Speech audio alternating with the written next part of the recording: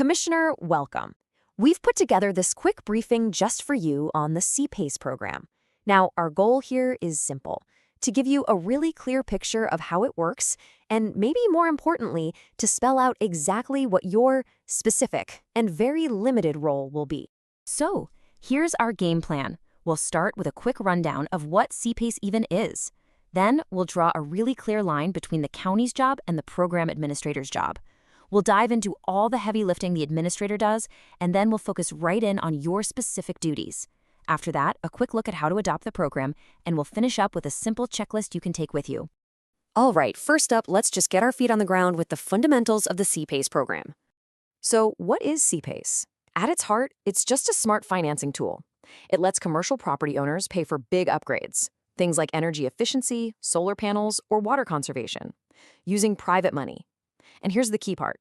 They pay it back over time as a line item on their property tax bill. It's a completely voluntary program, and the financing is tied to the building itself, not the owner. Now, this is absolutely crucial to understand, especially from your seat. Where does the money come from? And maybe more importantly, where does it not come from?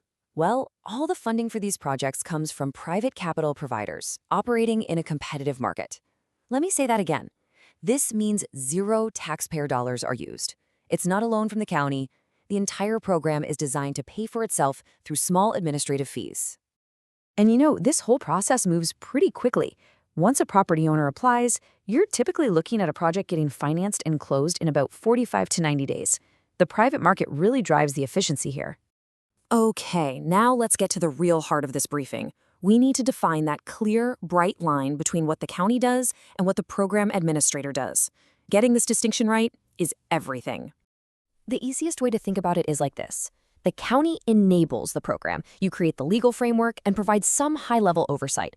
But the administrator, that's a third-party expert you contract with. They manage and operate it. They're the ones in the trenches, handling all the day-to-day work. It's a classic public-private partnership where everyone has a very specific job. So let's zoom in on the administrator's side of the street for a minute. You're about to see that they're the ones doing pretty much all of the program's heavy lifting. Just look at this list. The third-party administrator, or TPA, they handle all of it. They write the program guides, they do the marketing, they vet the applications, they qualify the contractors and the lenders, they do technical reviews to make sure projects make sense, they even run the website. They are, for all intents and purposes, the engine of the entire program.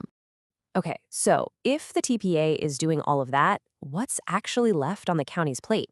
Well, this is the good part. Your responsibilities are very specific, and they were designed to be very limited. When a project is ready to go, your main recurring duty boils down to this simple number, 3. You're responsible for executing just 3 key legal documents that the administrator has already prepared and teed up for you. So here's the full breakdown of your duties. Up front, yes, you'll adopt a resolution to kick the program off, and you'll name a staff member to be the point person. But after that, for every single project, your involvement is basically to sign those 3 documents: the assessment agreement, the notice of lien, and the assignment. That's it. That's really the extent of your project-level work. And here it is. This might be the single most important sentence for you to see. The legal framework is crystal clear. The county does not put its credit on the line, and it is not liable for any costs or defaults related to a project. Period. This is designed from the ground up to be a very low-risk program for the municipality. So let's say this sounds like something that could work for your county. How do you actually get a program like this up and running? Let's just walk through that step-by-step guide. The good news is you're not starting from scratch. The whole process is already enabled by state law. Specifically, it's Nevada Revised Statutes Chapter 271 that gives counties and cities the clear legal authority to create a CPACE program. And here are the steps. It's a very logical path. First, you pass a resolution. Then you appoint that internal liaison we talked about. Next, you contract with a professional TPA to actually run things. And finally, you just formally adopt a program guide and legal forms that they've prepared for you. It's a well-defined process to get you from here to launch. All right, to wrap all this up, let's just boil everything we've talked about down into a simple checklist. These are your key takeaways for understanding your role here. If you walk away with just 4 things, make it these. Number 1, you enable this program. You don't manage it. 2, the TPA you hire does all the heavy lifting, all of it. 3, your main job, project by project, is just to execute those 3 legal documents. And 4, remember that the program is designed to be low risk and self-funded with no financial liability to the county.